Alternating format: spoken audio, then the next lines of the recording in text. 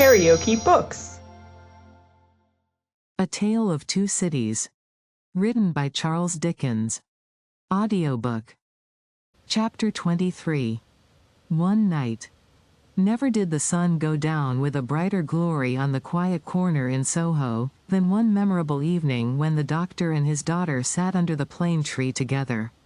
Never did the moon rise with a milder radiance over great London than on that night when it found them still seated under the tree, and shone upon their faces through its leaves.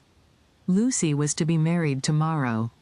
She had reserved this last evening for her father, and they sat alone under the plane tree. "You are happy, my dear father?" "Quite, my child." They had said little, though they had been there a long time. When it was yet light enough to work and read, she had neither engaged herself in her usual work, nor had she read to him. She had employed herself in both ways, at his side under the tree, many and many a time, but this time was not quite like any other, and nothing could make it so. "And I am very happy tonight, dear father. I am deeply happy in the love that heaven has so blessed, my love for Charles, and Charles's love for me.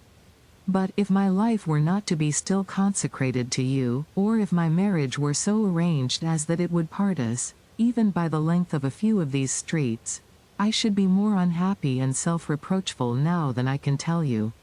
Even as it is." Even as it was, she could not command her voice. In the sad moonlight, she clasped him by the neck, and laid her face upon his breast. In the moonlight which is always sad, as the light of the sun itself is, as the light called human life is, at its coming and its going.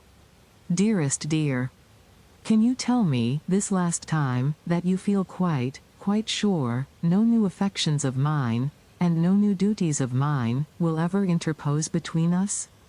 I know it well, but do you know it? In your own heart, do you feel quite certain?" Her father answered, with a cheerful firmness of conviction he could scarcely have assumed, "Quite sure, my darling. More than that," he added, as he tenderly kissed her, "my future is far brighter, Lucy, seen through your marriage, than it could have been, nay, than it ever was, without it. If I could hope that, my father. Believe it, love. Indeed it is so. Consider how natural and how plain it is, my dear, that it should be so. You, devoted and young, cannot fully appreciate the anxiety I have felt that your life should not be wasted." She moved her hand towards his lips, but he took it in his, and repeated the word. "Wasted, my child, should not be wasted, struck aside from the natural order of things, for my sake. Your unselfishness cannot entirely comprehend how much my mind has gone on this, but only ask yourself, how could my happiness be perfect, while yours was incomplete? If I had never seen Charles, my father, I should have been quite happy with you." He smiled at her unconscious admission that she would have been unhappy without Charles, having seen him, and replied, "My child, you did see him, and it is Charles. If it had not been Charles, it would have been another. Or, if it had been no other, I should have been the cause, and then the dark part of my life would have cast its shadow beyond myself, and would have fallen on you." It was the first time, except at the trial, of her ever hearing him refer to the period of his suffering. It gave her a strange and new sensation while his words were in her ears, and she remembered it long afterwards. "See," said the doctor of Beauvais, raising his hand towards the moon. "I have looked at her from my prison window when I could not bear her light. I have looked at her when it has been such torture to me to think of her shining upon what I had lost, that I have beaten my head against my prison walls. I have looked at her, in a state so dull and lethargic, that I have thought of nothing but the number of horizontal lines I could draw across her at the full, and the number of perpendicular lines with which I could intersect them." He added in his inward and pondering manner, as he looked at the moon, "It was 20 either way, I remember, and the 20th was difficult to squeeze in." The strange thrill with which she heard him go back to that time, deepened as he dwelt upon it, but there was nothing to shock her in the manner of his reference. He only seemed to contrast his present cheerfulness and felicity with the dire endurance that was over. I have looked at her, speculating thousands of times upon the unborn child from whom I had been rent.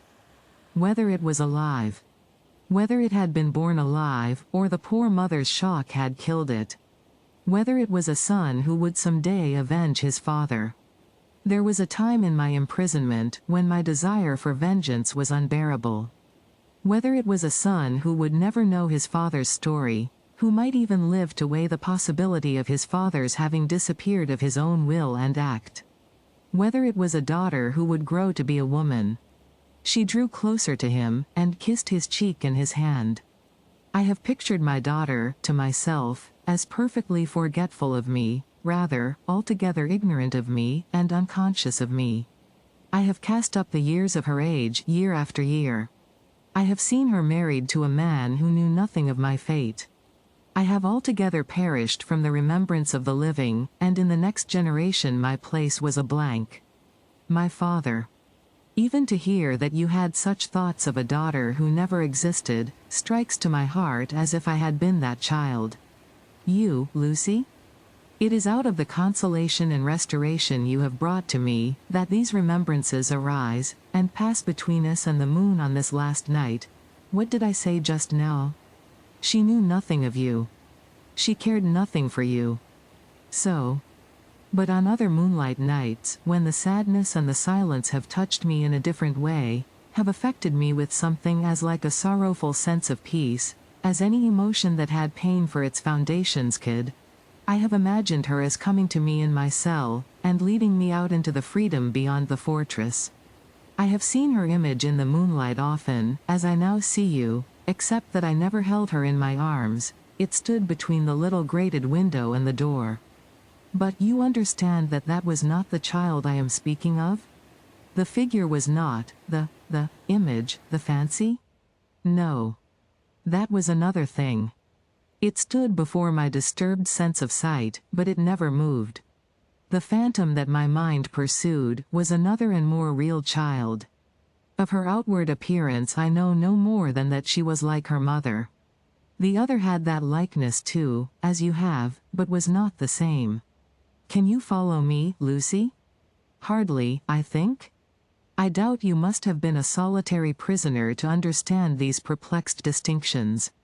His collected and calm manner could not prevent her blood from running cold, as he thus tried to anatomize his old condition. In that more peaceful state, I have imagined her, in the moonlight, coming to me and taking me out to show me that the home of her married life was full of her loving remembrance of her lost father. My picture was in her room, and I was in her prayers. Her life was active, cheerful, useful, but my poor history pervaded it all. I was that child, my father, I was not half so good, but in my love that was I. And she showed me her children, said the doctor of Beauvais, and they had heard of me, and had been taught to pity me. When they passed a prison of the state, they kept far from its frowning walls, and looked up at its bars, and spoke in whispers. She could never deliver me. I imagined that she always brought me back after showing me such things. But then, blessed with the relief of tears, I fell upon my knees, and blessed her. I am that child, I hope, my father. Oh my dear, will you bless me as fervently tomorrow? Lucy, I recall these old troubles in the reason that I have tonight for loving you better than words can tell, and thanking God for my great happiness. My thoughts, when they were wildest, never rose near the happiness that I have known with you, and that we have before us. He embraced her, solemnly commended her to heaven, and humbly thanked heaven for having bestowed her on him. By and by, they went into the house. There was no one bidden to the marriage but Mr. Lorry. There was even to be no bridesmaid but the gaunt Miss Pross. The marriage was to make no change in their place of residence. They had been able to extend it, by taking to themselves the upper rooms formerly belonging to the apocryphal invisible lodger, and they desired nothing more. Dr. Manette was very cheerful at the little supper. They were only 3 at table, and Miss Pross made the 3rd.